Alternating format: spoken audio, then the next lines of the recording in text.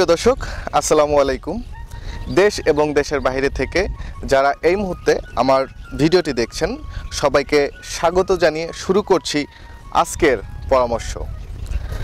দর্শক জানেন, আমাদের এই পরামর্শ অনুষ্ঠানে আমরা কিছু পরামর্শ দিয়ে থাকি যারা ডেইরি খামারে ঘাস চাষের সাথে সংযুক্ত আছেন বা যুক্ত আছেন, তাদের যাতে করে একটু হলেও উপকারে আসে সেই ধরনের পরামর্শটাই দেওয়ার চেষ্টা করি। দর্শক, আমরা এখন যে জমিতে দাঁড়িয়ে আছি এটা একটা হাইল্যান্ড, অর্থাৎ উঁচু জমি। এই উঁচু জমির যে ঘাস চাষ আমরা করছি, এখানে আমরা করতে পারি উঁচু জমিতে নেপিয়ার করতে পারি, চং করতে পারি, জারা হাইব্রিড করতে পারি, তারপর এলিফ্যান্ট হাইব্রিড করতে পারি। আর আমরা এখন যে জমিতে দাঁড়িয়ে আছি এটা একটি নতুন জাতের ঘাস, ইন্ডিয়া থেকে আনা হয়েছে, নাম হচ্ছে জায়ান্ট কিং। এই জায়ান্ট কিং ঘাসটি আসলেই আমাদের কাছে প্রথম থেকে একটু ভালোই মনে হয়েছে, যার কারণে আমরা এনেছি, আনার পরে চাষবাস করেছি। তো এখন এই উঁচু জমির যে ঘাসগুলো আমরা চাষ করি, এই ঘাসগুলো পরামর্শ কিন্তু করার দরকার আছে, অর্থাৎ পরিচর্যা করার দরকার আছে। এখন পরিচর্যা বলতে আমরা কি বুঝি? অনেকেই আমরা ঘাসের কাটিংগুলো যখন নেওয়ার পর দেখা যায় রোপণ করার পর জমিতে রোপণ করে সেচ দিলাম না দিয়ে ওইভাবেই ফেলে রেখে চলে আসলাম। 10 দিন পরে ফোন করে বলি যে ঘাস জার্মিনেশন হচ্ছে না, অথবা 1 মাস পরে ফোন দিয়ে বলি যে ঘাস বড় হচ্ছে না।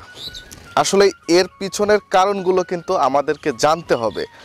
বাংলাদেশ কৃষিমাতৃক দেশ, নদীমাতৃক দেশ, কৃষি উন্নয়নশীল দেশ হচ্ছে বাংলাদেশ। আমরা চাইলে এই বাংলাদেশের জমিতে অনেক ভালো কিছু আশা করতে পারি, ভালো কিছু চাষাবাদ করতে পারি, কিন্তু অবহেলার কারণে, নির্দিষ্ট পরামর্শের কারণে আমরা কিন্তু চাষাবাদে ব্যাহত হচ্ছি। তো যাই হোক দর্শক, আমি যে বিষয়টা জানাতে চাচ্ছি সেটা হচ্ছে ঘাস চাষে কিভাবে আপনারা ফলনটা বাড়াবেন এবং পরিচর্যাটা কেমন হতে পারে।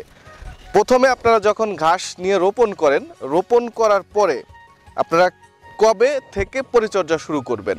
ঘাস রোপণ করে সেচ দিলেন, সেচ দেওয়ার পরে ঘাসটা যখন অঙ্কুরোদ্গম হয়, তখন একটু মাটিটা যখন ড্রাই হয়ে যাবে, ফেটে যাবে, তখন আবারও সেচ দিবেন। সেচ দেওয়ার পরে পরবর্তী একটা সময় আসবে যখন জমিতে দেখবেন যে আপনার ঘাসের সাইজটা প্রায় এতটুকু হয়ে গেছে। এই এতটুকু হয়ে গেছে, এটা আমি যদি বলি আধা হাত বা 1.25 হাত, আধা হাতই ধরলাম। আধা হাত যখন হয়ে যায় তখন ওই জমিতে পর্যাপ্ত পরিমাণে আগাছা জন্ম নেয়। ওই আগাছাগুলো আপনাকে নিড়ানি দিয়ে পরিষ্কার করে দিতে হবে। যদি মিনি পাওয়ার টিলার থাকে সেটা হলে সব থেকে বেটার হয়, খরচটা অনেক কমে যাবে। আর আপনারা জানেন বাংলাদেশে ইতিমধ্যে 63 সিসির ইঞ্জিন আমরা দিচ্ছি, যেটা মিনি টিলার। আপনারা চাইলে আমাদের মাধ্যমে যোগাযোগ করে নিতে পারবেন। যাই হোক, এই মিনি পাওয়ার টিলারের মাধ্যমে বা নিড়ানি দিয়ে আপনার আগাছাটা মুক্ত করার পরে 2 দিন বা 3 দিন বা 4 দিন রেখে দিবেন জমিটা। রেখে দেওয়ার পরে জমিটা যখন আগাছাগুলো মারা যাবে, তখন ঠিক এইভাবেই এই যে সার ছেটানো হচ্ছে, এখানে আমরা রাসায়নিক সার ব্যবহার করছি। যদিও ঘাসের জমিতে পর্যাপ্ত পরিমাণ জৈব সার ব্যবহার করা উচিত, যেহেতু আমাদের একটু জৈব সারের সংকট, সেহেতু আমরা রাসায়নিক সার ব্যবহার করছি। এখানে ইউরিয়া দেওয়া হচ্ছে, ডিওপি দেওয়া হচ্ছে, সালফার দেওয়া হচ্ছে। আর এই জমিটা অনেক পুরাতন ঘাসের জমি ছিল, নতুন করে চাষ করা হচ্ছে, সেই জন্য কিছু আমরা লবণ মিক্সড করেছি নোনা থাকার কারণে।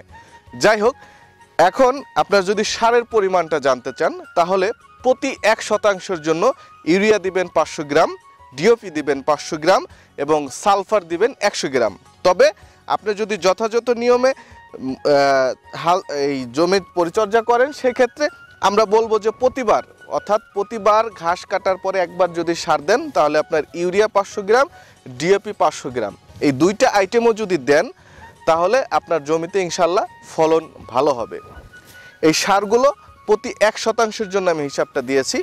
প্রতি 1% 500 গ্রাম ইউরিয়া, 500 গ্রাম ডিএপি, এগুলো দিয়ে এভাবে ছিটিয়ে দিবেন এবং সঙ্গে সঙ্গে এইভাবে সেচ দিয়ে দিবেন। দেখছেন তো, মানে এক পাশ দিয়ে আপনার সেচ চলবে আর এক পাশ দিয়ে আপনার সার ছিটানো চলবে। অর্থাৎ আপনার সারটা বিফলে গেল না, সঙ্গে সঙ্গেই মাটিতে সারটা নিতে পারছে। আর এই সারের কার্যক্ষমতা গুণাগুণ যতটুকু আছে তা থেকে সুফল পাচ্ছে আমাদের এই ঘাস।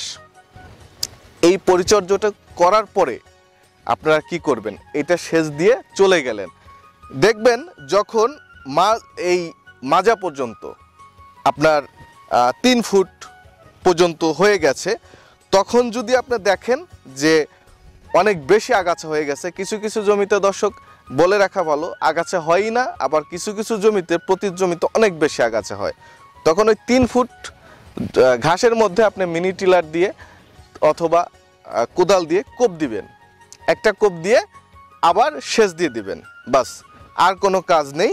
তার 15 দিন পরে আপনার ঘাস দেখবেন যথাযথ নিয়মে 15 থেকে 20 দিনের মধ্যেই আপনার 5 থেকে 6 ফুট হয়ে যাবে, তখন আপনি চাইলে কেটে খাওয়াতে পারবেন। ঠিক এমনভাবেই আমরা সকল ধরনের জমি কিন্তু চাষ করি, সকল ধরনের জমি কিন্তু চাষ করি এবং সকল ধরনের ঘাস, মানে সকল ধরনের জমি বলতে সকল ধরনের ঘাস আমরা পরিচর্যা করি। দর্শক, কথা বাড়াবো না, অনেক কথা বললাম, আমাদের এই ছোট্ট পরিচর্যার জন্য কিন্তু ঘাসগুলো ভালো হয়। আপনারা চাইলে যে কেউ এই নিয়মে ঘাসের পরিচর্যা করতে পারবেন। আশরাফুজ্জামান, ঢাকা, বাংলাদেশ।